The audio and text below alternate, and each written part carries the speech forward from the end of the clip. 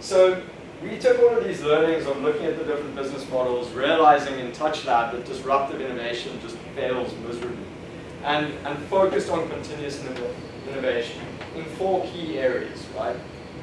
So there they are, they're fashion, e-commerce, paywall news content, agricultural classifiers, and travel commissions. So let's dig into this.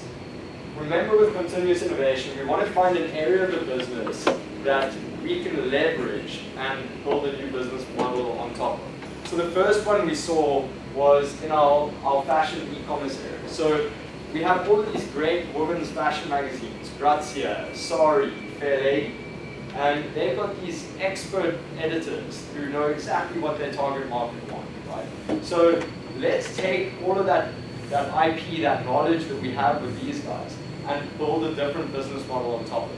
Let's start selling clothing online. And that was Sari.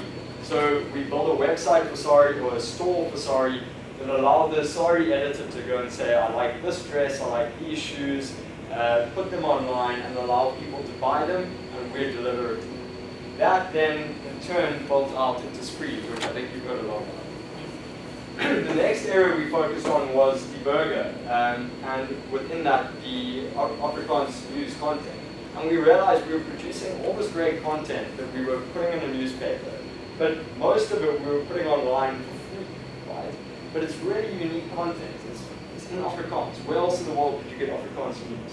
So we decided to look at leveraging that content and putting a paywall in front of it, right? So that we would charge people to be able to view the content. The next one is an interesting one, the agricultural market. So Media24 has this magazine called Landbou, right? Now everyone looks at me when I talk about Afrikaans agriculture and says, you must be joking. There's no way that these guys would ever be able to use a smartphone or browse content online. But actually we found the complete opposite, right? There were a lot of people in farms in the middle of the sticks, middle of nowhere. And they had a lot of disposable income because quite a few farmers do quite well. But they were completely isolated from the rest of the world. So for a farmer to get his Landbou magazine, it took 2 weeks to get it delivered to him through the post office, right? So if he had an iPad and an internet connection, he could get that content immediately. And because he couldn't go to the mall and spend a lot of time, hanging out at restaurants, things like this, his farming content was really important to him. So we started out building out apps for Landbou that allowed us to push content to these pretty wealthy people that were in the middle of nowhere and desperate for content. The last one that we did was something called Go Travel South Africa, which was an app that took in content from our magazines, our travel magazines, Go and Weg, and displayed it in an app for people to browse. So this is the one I'm going to focus on a bit more because this was the area that I worked on. So here's the Go magazine, and it really is a fantastic magazine. High quality content. If you want to go to the Drakensberg, it'll have a whole story on where the great places to go hiking in the Drakensberg are. But the problem that we found was that because this content was locked up in a magazine, you'd buy the Go magazine on Drakensberg, but 6 months later when you actually wanted to go to the Drakensberg, it was at the bottom of some pile of rubbish that you'd thrown away. So we took all of that content and put it into an app. So you could go into the Drakensberg, zoom in, tap hiking trails, and it would drop a whole bunch of pictures.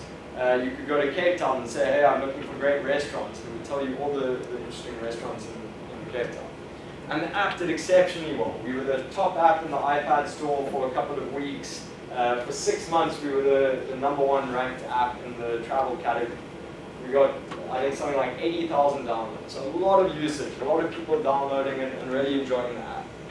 And we decided we'd make money through commissions. So we showed hotels, accommodation that you could book through the app, and through advertising. Advertising that was targeted to your location. So if we picked up you were in Cape Town, we'd show you cool ads for great restaurants in Cape Town. And we put the app out there. As I said, there was great usage, and we were sure we were going to, we had landed on the next big thing. However, it kind of didn't quite work out as we expected. So those hotel bookings that we thought people would flock to, this is the sum total of bookings that we got in an entire year. You probably can't see, but there's 6 there. Right? So not really this kind of success we were looking at. So we realized we had to go back to the drawing board. And continuous innovation tells us to utilize the strengths of our current company. Like find something in our company that we can leverage.